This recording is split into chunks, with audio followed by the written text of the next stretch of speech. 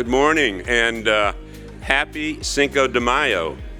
Oh, I just realized I should have offered a happy Kentucky Derby Day yesterday, and that completely slipped my mind. So we're so engaged here that we lose touch with all the great things that are going on outside. But we're so glad you're here, and welcome to it is now day 3, I'm sure of that. Day 3 of our 2024 Educational Forum. And again, we are just thrilled that we've had over 850 folks who have joined us over the last 3 days here in this room, as well as throughout the world. So thank you all so much for being with us. I'm Newton Guerin, IWMF President and CEO, and on behalf of all of us at the IWMF, thank you all again for being here and participating, and I hope it's been a tremendous experience for you. It certainly has been for me, and I hope you share that same view. Once again, a special thank you to all of our sponsors, BeiGene, Selectar Biosciences, Pharmacyclics, Johnson & Johnson, the Leukemia and Lymphoma Society, and Dana-Farber Cancer Institute. Without them,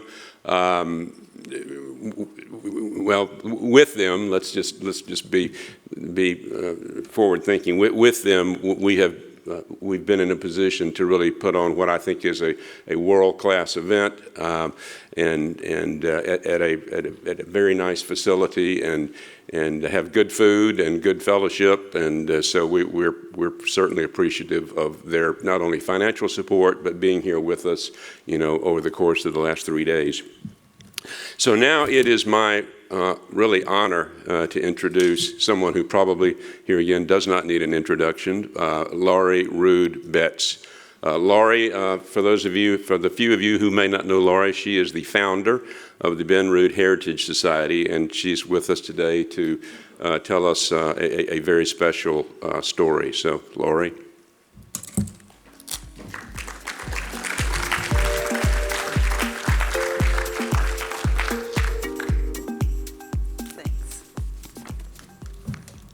Hi, everybody.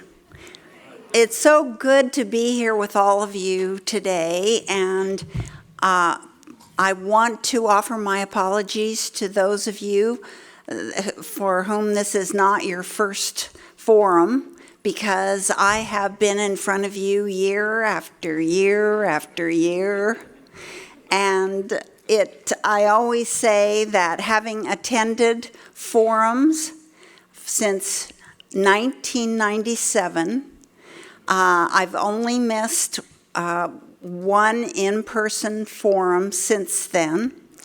Ben was diagnosed in 1996. Arnie had a support group meeting in Alexandria, Virginia, I believe it was, in 1996, and Ben didn't know he had Waldenstrom's at that point, and so we didn't attend that one. We attended the next one in Alexandria. And so I go way back, and I love to tell people that I have believed for many years that if you have to have cancer, that this is the one to have. And so I welcome all of you here, and being probably among the most senior attendees here, I would like to start by saying that, as I mentioned the other night, this is an extraordinary organization, and I think all of you have the sense of that. And I am so appreciative of Newton's work as he has led the foundation forward after many, many years of a volunteer-only organization. And so I would like to ask you with me to recognize Newton and the wonderful staff that supports him, and particularly the board members who volunteer their time, and many of them do a great deal of work every day for the foundation. Let's give them a hand.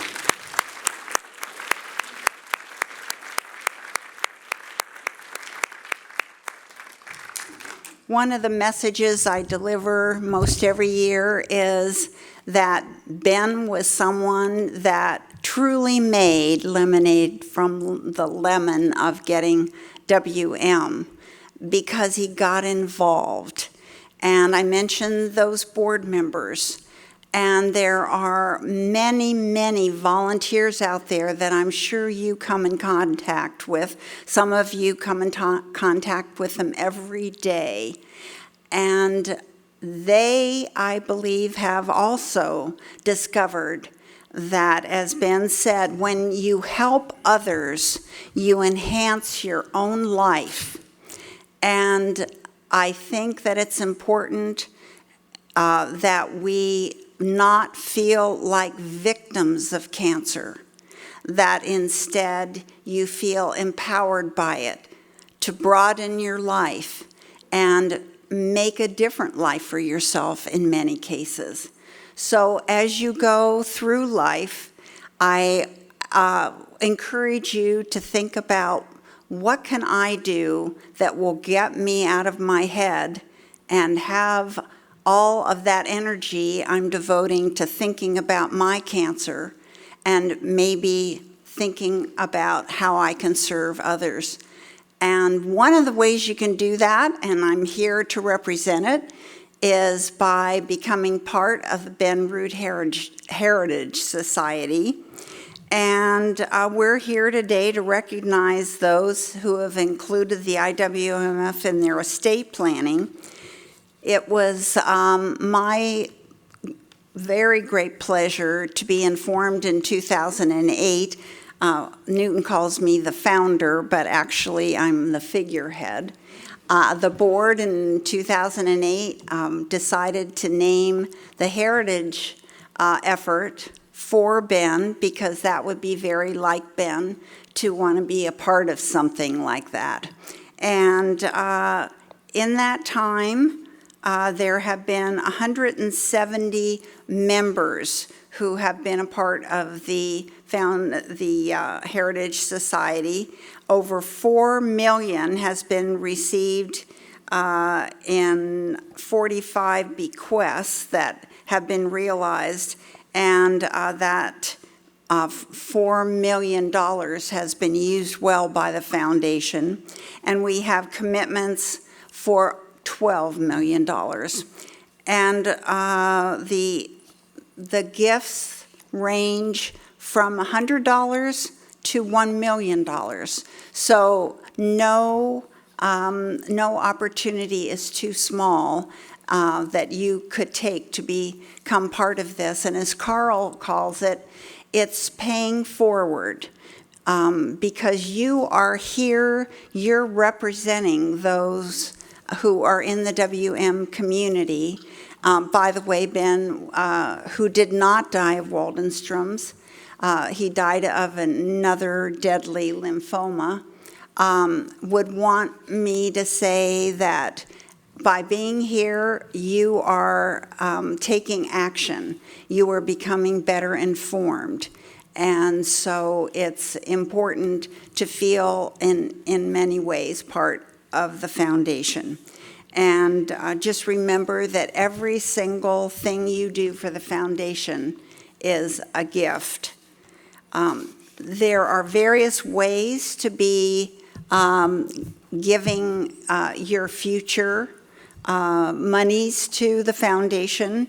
Of course, you can designate the IWMF in your will and your trust, but as is pointed out to me, really easy ways to become part of it is to designate the IWMF as a beneficiary in your IRA, your 401k, your 403b, profit-sharing plan or tax-deferred plan, and designating the IWMF in your beneficiary of life insurance is a really easy way. And some of the ones that I've mentioned, particularly the life insurance, all you have to do is call up your agent and say, please send me the paperwork. I'd like to make my cancer foundation a beneficiary of that. So it's real easy. Also, speak to any member of the staff or the board today. They could probably get you started, and Nat is in charge of all that, and I'm sure that Newton and others would be happy to talk to you about that. I'd also like to mention that we have a number of members that have joined the society since January of 2023 up through this date. And I'd like to ask any of those that are here, and I know there are some, would you please stand so we can see who you are? You're the new members. Anybody here? There.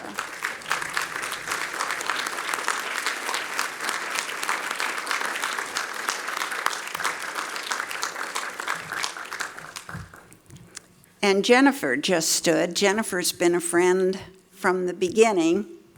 And as I say, coming here every year is like Old Home Week, because we always love to catch up. And there are many of us who have known each other for a really long time. While we're doing that, I'd like to ask other members who didn't just join but have been part of the Ben Root Heritage Society if they would stand.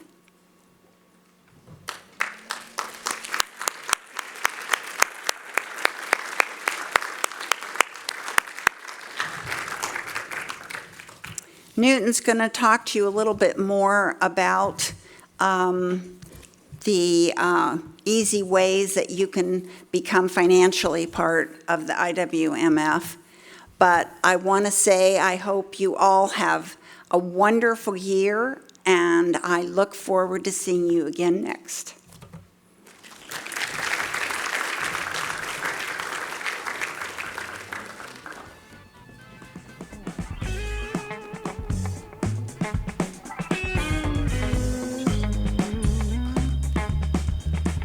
Thank you, Laurie. That was just incredible, and you mean so much to this organization, and all of the folks that have taken that step forward to pay it forward, to join and participate in the Ben Root Heritage Society.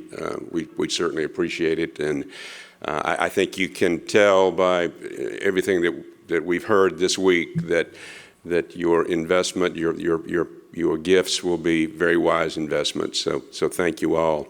The only thing that I would like to add to Laurie's comments is that we have continued our partnership with Free Will.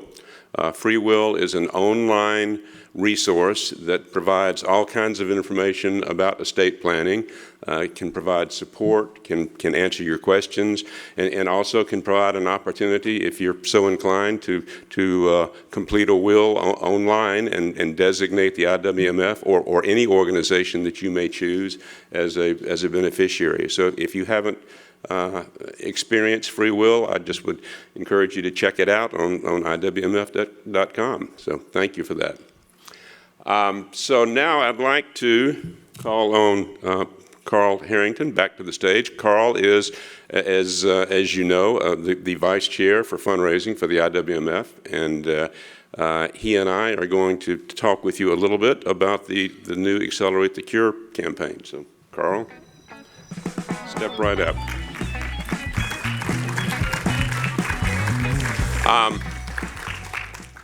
On February the 29th, Leap Year Day, the IWMF announced the new Accelerate the Cure campaign, and it is a 5-year campaign with a goal to raise over $25 million.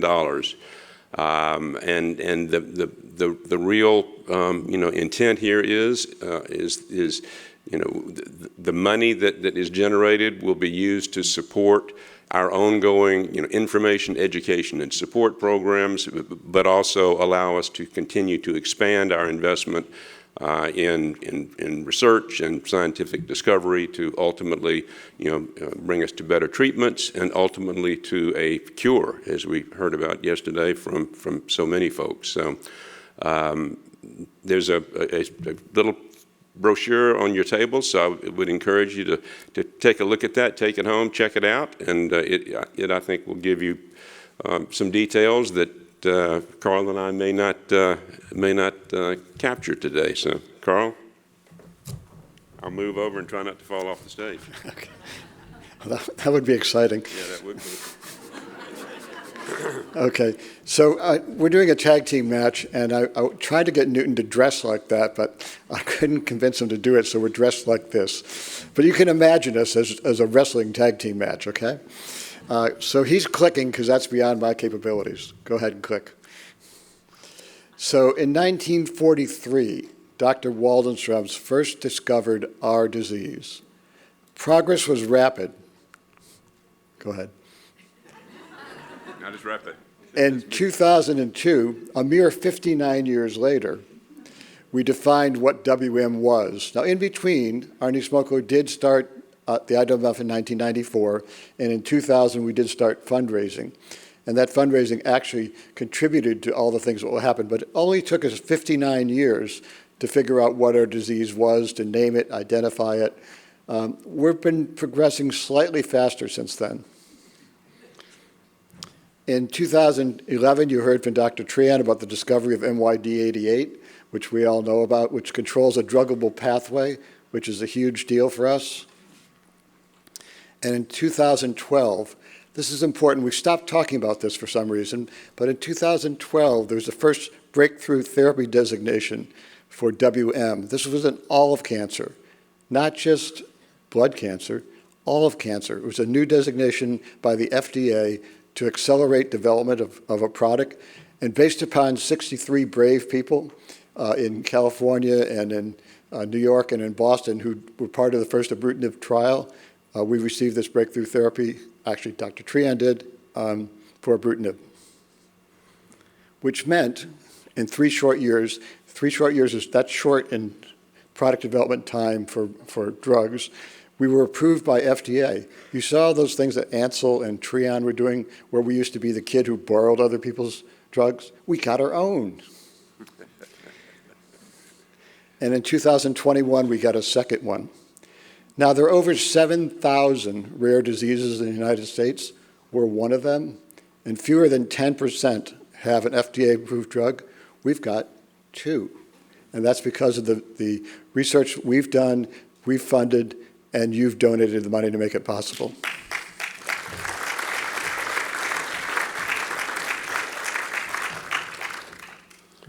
So really, I think the framework of the Accelerate the Cure campaign is really going to be directed to 3 what we have identified as opportunity funds, or 3 major strategic directions and areas of focus of the IWMF and the work that we'll be doing over the next 5 years. And those 3 are, and you really heard about all of them yesterday, so I really will not go into any detail, but the overall research portfolio, the 5 categories of research grants that the IWMF is currently funding. The second is the WMNet, the Multi-Institutional Clinical Trials Network that Dr. Castillo talked about yesterday. And then the last, which you probably difficult to read on this slide, but the last has to do with the young investigators or the next generation researchers. And we actually had an opportunity yesterday to hear from 2 of them, and that we're currently funding, and I know that you all would agree with me that they are so impressive, they're brilliant. And I think the message that we can take away is that if we continue to engage young investigators of that quality, that the future for WM research is in really, really great hands. So, Carl? So the first one is that research portfolio. This is really about the roadmap and the 5 pillars that we talked to you about yesterday. And the way we do this now is, it used to be that they would send in proposals to the office, and we'd scramble around and try to figure out, well, is that worth funding? And we would always do it whenever they showed up. And we'd always had the opposite of a bird in the hand. We were afraid that the bird in the bush was worth more than the bird in the hand because we didn't know what was coming next. So we redid that to do an RFP process where everything comes in once, and then we get not usins, we get the smartest researchers in the world to evaluate each of the proposals, rank them according to NIH criteria, and then we choose from the best of the best around the globe. And the WMNet, as I mentioned, Dr. Castillo really, I think, gave us a really solid, overview and explanation of that particular program. That is the single largest commitment to a research project that the IWMF has made in the history of the organization. $2.5 million over 5 years, and it's also our first really significant investment in science beyond clinical trials, beyond basic science. So this is our really first investment in clinical, kinds of research. So we're very excited about it, very optimistic about it, and we believe that it has the opportunity to have some very short-term, paybacks and results, and that we'll see things coming out of those trials that will have an impact, hopefully in the next year or two, or maybe even sooner. So we're just thrilled to be part of that, and I know you are as well. And the last one, before I talk about the last one, remember yesterday we also talked about the second Hamburg Family Challenge grant for raising another $100,000 for the WMNet program. So don't forget about that. We get that $100,000 only if you give us $100,000. But also, I wanted to talk, we also need to have a new generation of the brightest minds in the world. You saw 2 examples yesterday. And it's not true that I chose the one from Italy, because I've been trying to get my wife to go to Sicily for years. But hopefully that will work. But beyond that, we're really trying to get, and all of our research grants now are going to around the globe, and they're going to new institutions and to new people that have never been involved in WM before, and that means a lot to all of us and our hope for a cure. So let's take a minute to see a quick video. Dr. Treon was asked recently about his thoughts about the potential for a cure.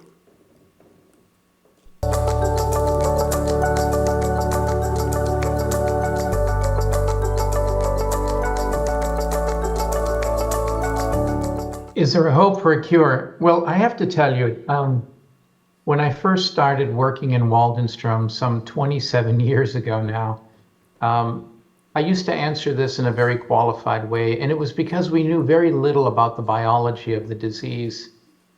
Today I have a very different take on whether we can achieve a cure, and that's because of all the insights we now have into the genomics and biology of Waldenstrom's. Back in 2011, as many of you know, we discovered the MYD88 mutation. This provided us with a roadmap for understanding how the disease is able to grow and expand. This also allowed us the opportunity to study the signaling pathways associated with mutated MYD88. And in a relatively short period of time, we've been able to now define most of the circuitry related to mutated MYD88 signaling. This has also given us the opportunity to partner with some tremendous people who work in medicinal chemistry to help find drugs that can actually target various components of MYD88 signaling. Many of you know this has already resulted in improved therapies. Among these are the BTK inhibitors, which were discovered because of what we know about MYD88 signaling. And this led to the approval of ibrutinib and zanubrutinib, and I'm hoping that many other BTK inhibitors will follow. But on top of all this, we also have other targets that are very important in Waldenstrom's. The IWMF has been instrumental in helping us find these. These include HCK in Iraq. You'll be hearing more about these at the Ed Forum. But these are targets that are high value targets because they promise us the opportunity to do a better job at shutting down the signaling associated with mutated MYD88. And at the end of the day, do I believe there's a cure in sight? Absolutely. Because when we find the way to shut down MYD88 signaling, we will find that cure.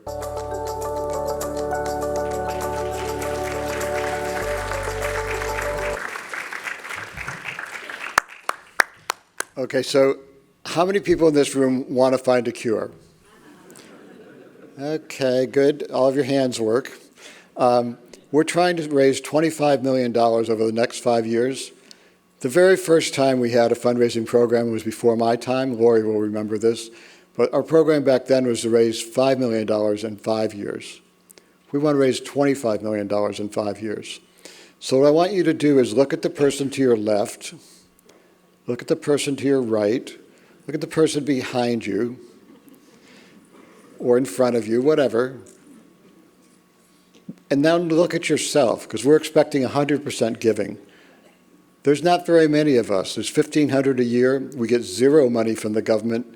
We get some money from pharma, as you saw, but 85 or 90% of the money we get are from us. So we need 100% of you giving more, and ideally we need all of you giving more than you've been giving. So talk to us, talk to Newton, talk to Annette about major investment opportunities, because together we can accelerate the cure, get rid of this disease. Thank you.